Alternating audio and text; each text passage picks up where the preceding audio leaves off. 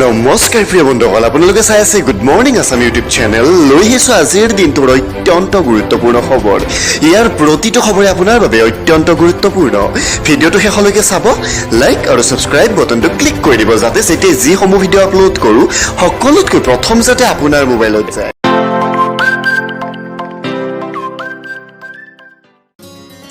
প্ৰিয় বন্ধুসকল, প্ৰথম খবৰটি হৈছে লংকাৰ নলাত পেট্ৰলৰ উজান, বাল্টি বটলত ভৰাই পেট্ৰল নিয়াত ব্যস্ত লোক। হোজাই জিলাৰ জোৰাপুখুৰী 54 নং ৰাষ্ট্ৰীয় ঘাইপথৰ দাঁতিৰ নলাত আজি আবেলি উঠে পেট্ৰলৰ উজান।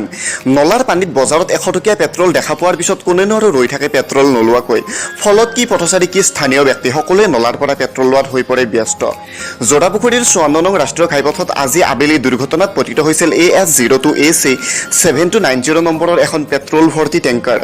নিয়ন্ত্ৰণ হেৰুৱাই পথৰ পৰা বাগৰি গৈ কালভাৰ্টত ওলমি থকা টেংকাৰখনৰ পৰা অহৰহ নিৰ্গত হৈ আছিল পেট্ৰল।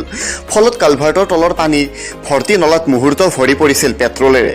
পেট্ৰল দেখা মাত্ৰে ৰাইজে ঘটনাৰ প্ৰতি তিলমানো গুৰুত্ব নিদি পেট্ৰল লোৱাতহে হৈ পৰিছিল ব্যস্ত। প্ৰিয় বন্ধুসকল, ইয়াৰ পিছৰ খবৰটি হৈছে APSC পৰীক্ষাৰ জাননীক লৈ শংকিত প্ৰাৰ্থী। ৰাজ্যত এতিয়াও অব্যাহত আছে ভয়াৱহ কোভিডৰ সংক্ৰমণ, যাৰ বাবে বাতিল কৰা হৈছে চলিত বৰ্ষৰ হাইস্কুল শিক্ষান্ত পৰীক্ষা আৰু উচ্চতৰ মাধ্যমিক পৰীক্ষা। কিন্তু তাৰ মাজতে অসম লোকসেৱা আয়োগে অনুষ্ঠিত কৰিবলৈ লৈছে 2020 বৰ্ষৰ সংযুক্ত লোক প্ৰতিযোগিতামূলক প্ৰাৰম্ভিক পৰীক্ষা। আগষ্ট মাহৰ দ্বিতীয় সপ্তাহত প্ৰায় 150টা ৰাজ্যপ্ৰতীত বিষয়াৰ পদৰ বাবে পৰীক্ষা অনুষ্ঠিত কৰাৰ লক্ষ্যৰে ইতিমধ্যে প্ৰতিখন জিলাৰ উপায়ুক্তলৈ পত্ৰ প্ৰেৰণ কৰা হৈছে।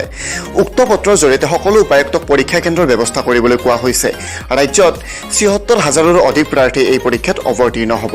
ফলত হাহাকাৰ লাগিছে পৰীক্ষাৰ্থীৰ মাজত। প্ৰিয় বন্ধুসকল, ইয়াৰ পিছৰ খবৰ দিছে দেশত পুনৰ বৃদ্ধি পালে কৰোনাৰ দৈনিক সংক্ৰমণ। 24 ঘণ্টাত মৃত্যু 546 জনৰ। দেশত কৰোনাৰ তৃতীয় ঢৌৰ আশংকাৰ মাজতে যোৱা 24 ঘণ্টাত সংক্ৰমণৰ ঘটনা পুনৰ কিছু বৃদ্ধি পোৱা দেখা গ'ল। সেইদৰে দৈনিক মৃত্যুৰ সংখ্যা পুনৰ 500 অতিক্ৰম কৰিলে। শনিবাৰে কেন্দ্ৰীয় স্বাস্থ্য মন্ত্ৰালয়ে প্ৰকাশ কৰা তথ্য অনুসৰি যোৱা 24 ঘণ্টাত দেশত মুঠ কৰোনাত আক্ৰান্ত হৈছে 39,057 জন লোক। শুকুৰবাৰে দেশত মুঠ কৰোনাত আক্ৰান্ত হৈছিল 35,342 জন লোক। পজিটিভিটিৰ হাৰ হৈছে 2.40%। প্ৰিয় বন্ধুসকল, ইয়াৰ পিছৰ খবৰটি হৈছে টকিঅ' অলিম্পিক্স। ভাৰত চলনত মীৰাবাই চানুৰ ৰূপৰ পদক। টকিঅ' অলিম্পিকৰ প্ৰথম দিনে ভাৰতৰ পদক অৰ্জন। ভাৰতৰ হৈ মীৰাবাই চানুৱে লাভ কৰিলে 49 কিলোগ্ৰাম শাখাৰ ৰূপৰ পদক। ইয়াৰ পাছতে মীৰাবাই চানু ভাৰতোলনত পদক জয় লাভ কৰা ভাৰতৰ ইতিহাসৰ দ্বিতীয়গৰাকী মহিলাৰূপে পৰিগণিত হৈছে। চানুৱে সফলতাৰে 84 কিলোগ্ৰাম আৰু 87 কিলোগ্ৰাম উত্তোলন কৰিছিল, কিন্তু 89 কিলোগ্ৰাম উত্তোলন কৰিবলৈ ব্যৰ্থ হৈছিল। আনহাতে চীনৰ জিহুৱে 94 কিলোগ্ৰাম উত্তোলন কৰি অলিম্পিকত অভিলেখ কৰে। প্ৰিয় বন্ধুসকল, শেষৰ খবৰটি হৈছে ছিকিমত মানৱ সৰবৰাহকাৰীৰ কবলৰ পৰা উদ্ধাৰ অসমৰ 42 গৰাকী শিশু আৰু কিশোৰ। খানাপাৰাত মুখ্যমন্ত্ৰীয়ে বাৰ্তালাপ কৰিলে দুৰ্ভগীয়া শিশুসকলৰ সৈতে।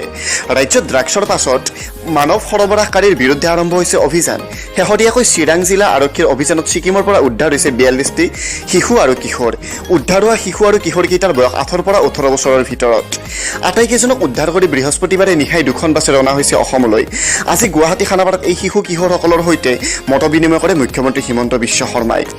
মুখ্যমন্ত্ৰী শৰ্মাই চিৰাং আৰক্ষীৰ অভিযানক প্ৰশংসা কৰি কৈছে, দৰিদ্ৰতাৰ বাবে মানৱ সৰবৰাহকাৰীৰ কবলত পৰিছে অসমৰ এইসকল শিশু আৰু কিশোৰ।